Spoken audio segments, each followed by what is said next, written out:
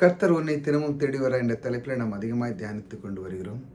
ஒவ்வொரு நாளும் அவருடைய வார்த்தை நமக்குள்ளே வந்து, அவர் நம்மை ஒவ்வொரு நாளும் தேடி வந்து இந்த வார்த்தைகள் நமக்கு தரும் பொழுது நம்முடைய வாழ்க்கையிலே நாம் எப்படி இருக்கிறோம், இன்னும் நம்முடைய நிலைமை எப்படி மாற வேண்டும் என்று தான் அவர் தேடி வந்து வார்த்தைகளை கொடுக்கிறார். ஒவ்வொரு நாளும் பாருங்க, நேற்று இருந்தது போல இன்று இல்லை. ஆகையால் ஒவ்வொரு நாளும் நம்முடைய வாழ்க்கையில் மாற வேண்டியிருக்கு. வாழ்க்கையை நம்முடைய திறனை மாற்ற வேண்டியிருக்கு, படிக்க வேண்டியிருக்கு, மற்ற இடத்துக்கு வேலைக்கு போக வேண்டியிருக்கு, நம்முடைய திறமையை வளர்த்து கொள்ள வேண்டியது இருக்குது. இப்படிலாம் நம்ம ஒவ்வொரு நாளும் எதிர்நீச்சல் போட்டு தான் போயிட்டுருக்கோம். அந்த எதிர்நீச்சலுக்கு நமக்கு சப்போர்ட்டாக வர்றது அவருடைய வார்த்தை தான். ஆகையால் நானே மட்டும் முயற்சி பண்ணி போயிடும் அப்படின்னா ரொம்ப கஷ்டம். நமக்கு கூட ஒருவர் இருக்கிற பொழுது அவருடைய வார்த்தை, அந்த வார்த்தை அதை தான் சொல்லுது. கர்த்தர் உன்னை தினமும் தேடி வருகிறார். ஏன்? உன்னை இந்த உலகத்தில் கொண்டு வந்து அவர் ஒரு நோக்கத்தை அவர் நிறைவேற்றுவதற்கான எல்லா விதமான வழிகளை அவர் உண்டு பண்ணி வச்சிருக்கிறார். அதில் நீ போகணும், எதிர்நீச்சல் அடிக்க. அதனால தான் அவர் வார்த்தைகளை கொண்டு அவர் உங்களை புஷ் பண்ணுறார் பாருங்க. அவருடைய வார்த்தையை கவனிப்போம். காட்டு மரங்களுக்குள்ளே கிச்சிலி மரம் எப்படி இருக்கிறதோ அப்படியே குமாரருக்குள்ளே என் நேசர் இருக்கிறார். காட்டுக்குள்ளே நீங்கள் போனீங்கன்னு வச்சாங்களா, அந்த மரம், செடி, ஆப்பிள், மற்ற சந்தன மரம், பழங்கள், வர்க்கங்கள்லாம் நிறைய இருக்குது. சில காட்டுக்குள்ளே போனீங்கன்னா விதவிதமான கனிகள்லாம் இருக்குது பாருங்கள். அந்த மாதிரி தான் இந்த பைபிள் கூட இருக்கிற இந்த வாக்கு தத்துவங்கள், பலவிதமான கனிகள் இருக்குது, பலவிதமான வார்த்தைகள் இருக்குது. அதைத்தான் அவர் ஒப்பிக்கிறார், அதனோடு ஒப்பு பண்ணுறார் பாருங்க.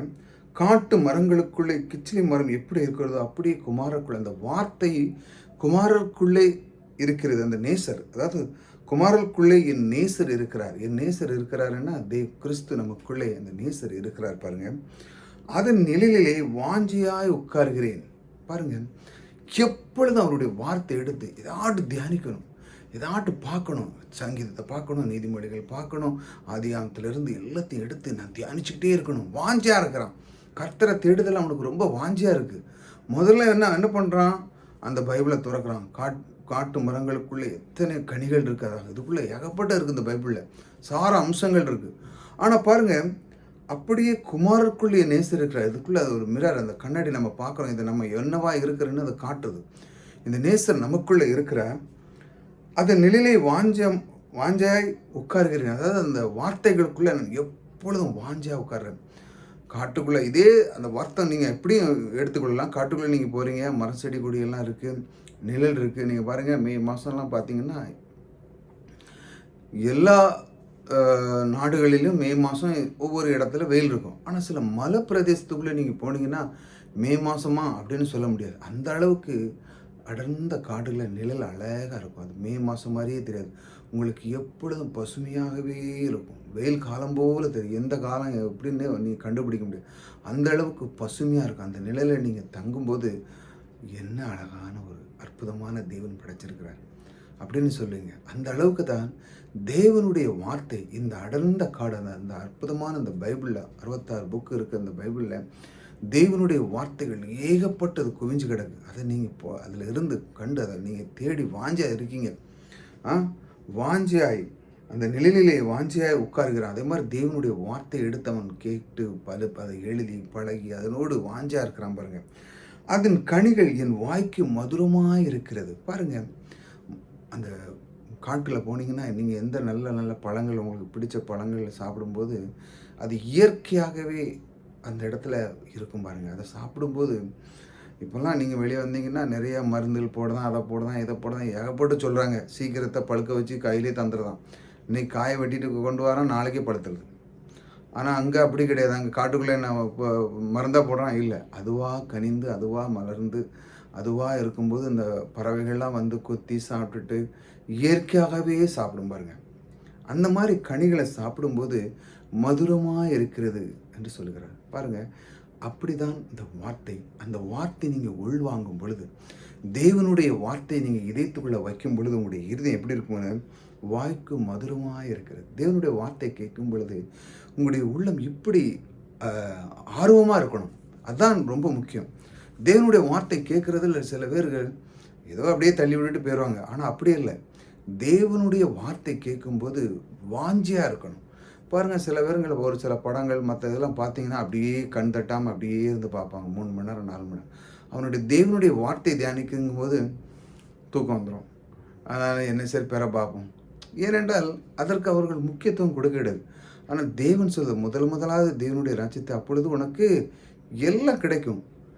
எல்லாம் வேணும்னா இங்கே தான் வரணும். படம் பார்த்து மற்ற காரியங்கள், பொழுதுபோக்கு, 4 ஃப்ரெண்ட்ஸ் நின்றுட்டு இந்த முக்கில் நின்று பேசிக்கிட்டு வாங்கிட்டு இதெல்லாம் உங்களுக்கு ஒன்றுக்குமே உதவாது. உங்களுக்கு உதவணும், நீங்கள் வாழ்க்கையில் முன்னேறணும்னா தேவனுடைய வார்த்தை எடுத்து தன் நாவில் வைக்கும் பொழுது அது மதுரமாக இருக்குது. ஏனென்றால் உங்களுடைய காரியத்தை செம்மையாய் நடத்தி கொடுக்கிறது. நீங்கள் எங்கு சென்றாலும் அவர் உங்களுக்குள்ளே இருக்கிறார். அவருடைய அவர் உங்கள் மேல் வாஞ்சியாக இருந்து உங்களுடைய காரியத்தை நடத்துகிறார். நீங்களும் தேவனுடைய வார்த்தைகளை வாஞ்சியாக இருந்து அதற்கு முதலிடம் கொடுத்து அதுக்கு கீழ்ப்படிந்து அதில் மனம் பொருந்தி இப்படி நீங்கள் வாழும் பொழுது பாருங்கள், தேவன் இப்படி வார்த்தைகளை கொண்டு தான் உங்களை ஒவ்வொரு நாளும் வழி நடத்துகிறார். ஒவ்வொரு நாளும் அவர் கற்றுக் கொடுக்கிறார். பாருங்கள், கர்த்தர் எந்த அளவுக்கு பாருங்கள், ஒரு மனிதனுக்கு எதையெல்லாம் அவனுக்கு கொடுக்கணுமோ ஒவ்வொரு நாளும் அவனுக்கு ஒரு பூஸ்ட் கொடுக்கும் மாதிரி. காலையில் எழுந்து பிள்ளைகளுக்கு நல்ல ஸ்போர்ட்ஸ் பிள்ளைகள்லாம் பார்த்துங்க, நல்ல ஒரு போன்விட்டா அது இது நிறைய பால், மில்க், இது பாதாம் பிஸ்தான் ஏகப்பட்ட கொடுப்பாங்க பார்த்தீங்களா. ஒவ்வொரு நாளும் ஒவ்வொரு விதமாக அன்றைக்கி இது சாப்பிட்டே நாளைக்கு இது சாப்பிடும். ஏன்னா அவன் ஒரு இதில் போகிறான், ஒரு வாஞ்சி அதில் ஜெயிச்சாகணும், வெற்றி பெறணும் அப்படின்னு ஸ்போர்ட்ஸ் மேன் போகிறான். அப்போ தாய் அவங்கள விட்டுருவாங்களா? ஒரு முட்டை கொடுக்குற இடத்துல 2 முட்டை கொடுக்குறா தாய். இல்லை நீ இன்னும் சாப்பிடுமா, இன்னும் சாப்பிடு செய் அப்படின்னு. ஏனென்றாலும் அந்த தாய்க்கு தெரியும் இவனுடைய நோக்கத்தில் அவன் நிறைவேறணும், இவன் அந்த ஒரு வெற்றி பெறணும் அப்படின்னு சொல்லி.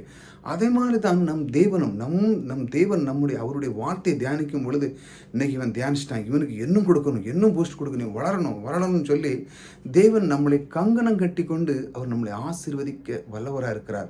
எப்பொழுது நீ இந்த களத்துக்குள்ளே இறங்கும் பொழுது, எப்படி தன் பிள்ளை ஒரு ஸ்போர்ட்ஸ்லேயே ஒரு படிப்பிலே இறங்கும்போது தாயின் தகப்பன் அதற்கான எல்லா முயற்சியும் செய்து அவங்களுக்கு கொடுக்குறாங்க பாருங்கள்.